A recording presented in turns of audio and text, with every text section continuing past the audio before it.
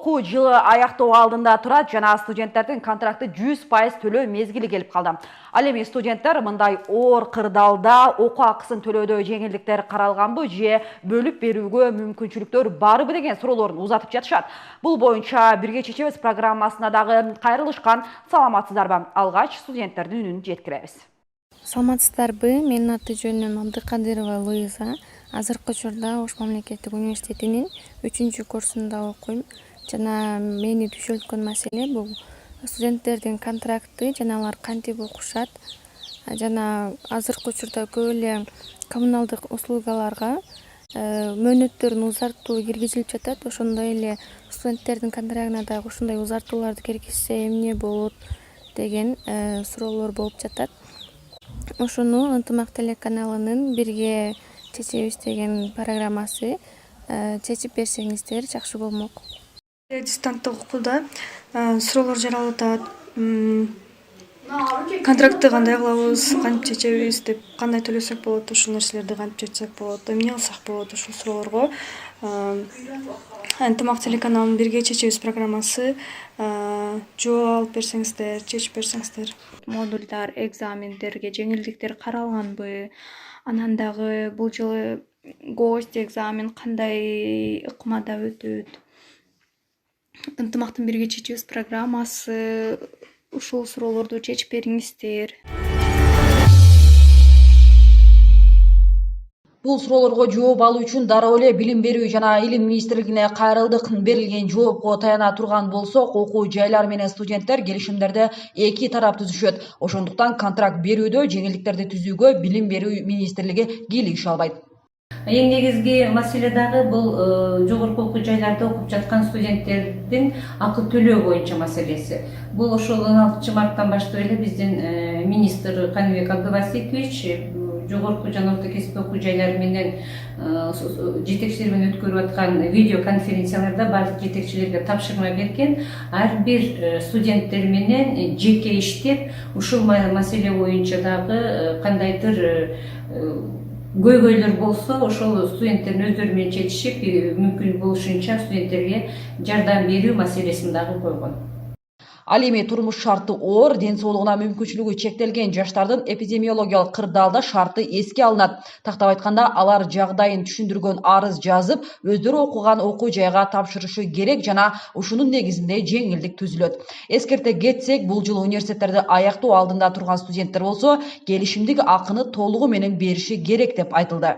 Ал эми кырдаалга байланыштуу эгер кайсы бир студентте мындай бир оор кырдаал жаралып төлөө мүмкүнчүлүгү жок болуп кала турган болсо, ошол мезгилде биз ар бир студенттин арызын кабыл алуу менен тиешелүү чечимдерди кабыл алабыз. Андан сырткары быйылкы окуу жылын бүтө турган бүтүрүүчү студенттердин контракттарын азыр ушул 100% төлөө маселеси бул жолго коюлуп каралды. Анткени студенттер быйыл окууну өз убагында окуу жылын кечиктирбестен бүтүрүш керек. Университет боюнча алып караганда азыр 70%-ын тегерегинде контракт келип түштү. Кырдаалга байланыштуу биздин студенттер өздөрү жашаган аймактардагы банктардан төлөп жатышат.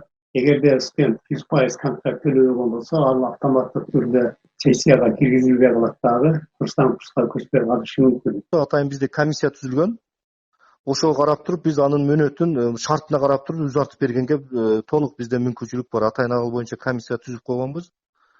Комиссия карап туруп, аны биз ал деканаттарга деле андай укукту берип атабыз. Эгерде ошондой бир мүмкүнчүлүгү болбой аткан болсо, аны ошол этап менен төлөгөнгө биз шарт түзүп беребиз.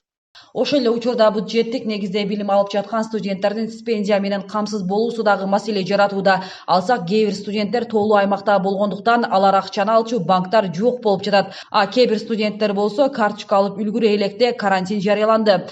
Негизги көйгөй акыркы айларга стипендия кээ бир университеттердин эсебине толук келип түшө электигинде. Стипендия бизге мамлекеттик бюджет тарабынан университеттин эсебине келип түшөт. Азыркы күнгө алып караганда март, апрель, май айларында мамлекеттик бюджеттен биздин университетке которулу элек. Ал эми февралга чейинки стипендияга жеткен студенттер алышкан. Биздин билесиздер, азыркы мезгилде бардык мына акча берүүлөрдүн бардыгы электрондошкон да. өзүңөр билесиңер, банковский система болгондо ошончо баягы карточкасын алган баардык студенттердики өзүнүн счетуна түштү. Алар каалаган райондордон, банкомат бар жерлерден ала беришет. Ошондой эле айрым студенттер бар да баягы карточкасын жоготуп ийген, же карта ала албай калган балдардыкы ал счетто турат, ал каалаган мезгилде келип аны алып кеткенге мүмкүнчүлүгү бар. Азыркы мезгилде мен ойлойм, ошо карточкасы бар балдардын баардыгы банкоматтарга түшкөн, алар уже стипендиялары түшкөн, анча. Аны эч бир тоскоолдуксуз алар алып атат. Белгилей кетсек, студенттер мамлекеттик экзамендерди онлайн режиминде тапшырышат. Бул боюнча жолжоолорун Билим берүү министрлиги университеттерге жөнөттү.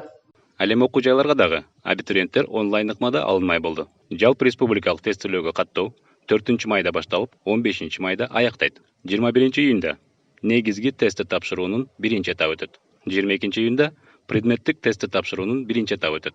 24 июнда негизги тестти тапшыруунун экинчи этабы өтөт. 25 июнда предметтик тестти тапшыруунун экинчи этабы өтөт.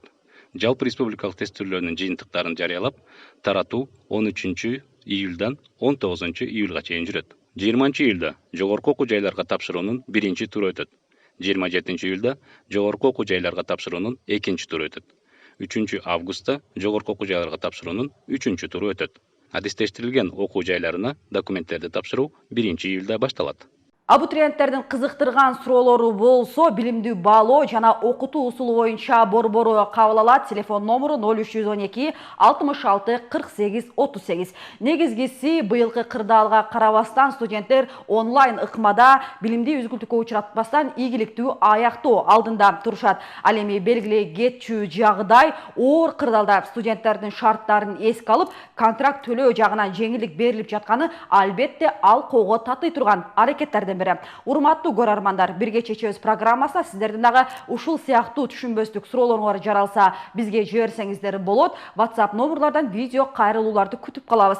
Сак саламатта калыңыздар.